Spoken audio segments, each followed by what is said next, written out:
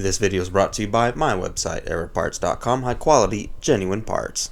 In this video, I'm going to be changing the oil in a 2015 Mazda 3 2.0 liter. This vehicle takes 4.4 quarts of 0W20 fully synthetic oil. I'm going to be using Valvoline. There are brands that are better and brands that are worse. We can debate all day on which brand of oil to choose from, but ultimately, nothing matters as much as how often you change your oil. This one in particular had 8mm screw and 2 plastic clips. That's it. So underneath it's a 17mm. Let's go get that off. Now, removing the plastic engine cover is totally not necessary. It's just a habit of mine.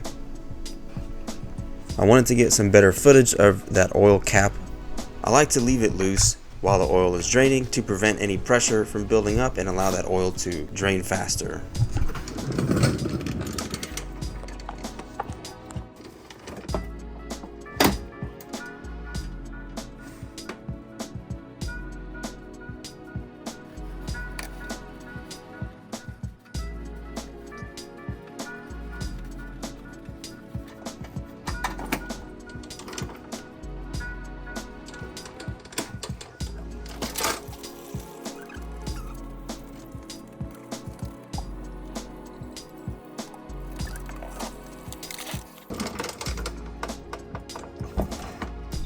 And now the oil filter comes off. I'm used to just grabbing these things and loosening them up, but sometimes they're really tight. You can use an oil filter wrench just like you see here on the screen.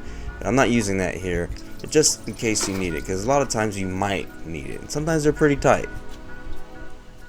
I'm going to let that oil kind of drain a little bit because it's going to spill right into the drain pan. It's going to be hot too, so be careful. Turn your oil filter over and let that drain. Now, every time you change your oil, it is recommended to replace the crush washer every single time you change your oil.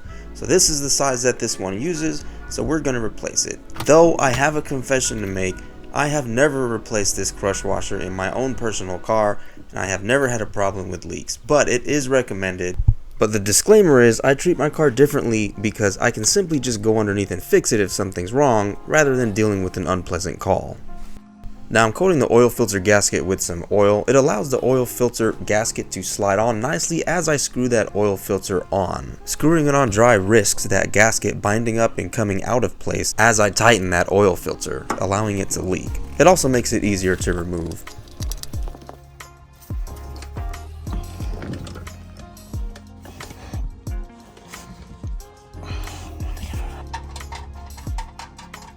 Torque spec 23 to 30 foot-pounds by Mazda. That's it. All you gotta do is top it off.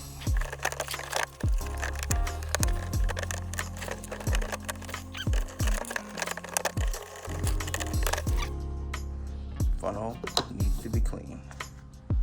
No ifs, ands, or buts. Now, I am a super stickler about this, not just for my car, but for other people's cars. Clean your dang funnel. Believe it or not all professional mechanics do this. That's always driven me nuts, and it really defeats the purpose of an oil change in my opinion while you're pouring fresh oil in along with dirt.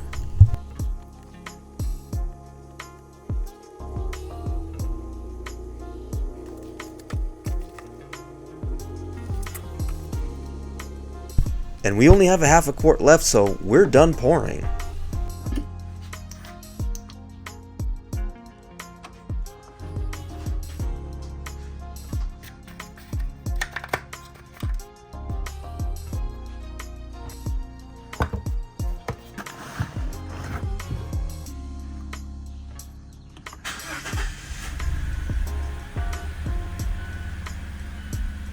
Now it's time to reset the oil light. We're going to start by pressing the home button. We're going to go to applications and then maintenance. I have it on the screen here. What was it? Applications.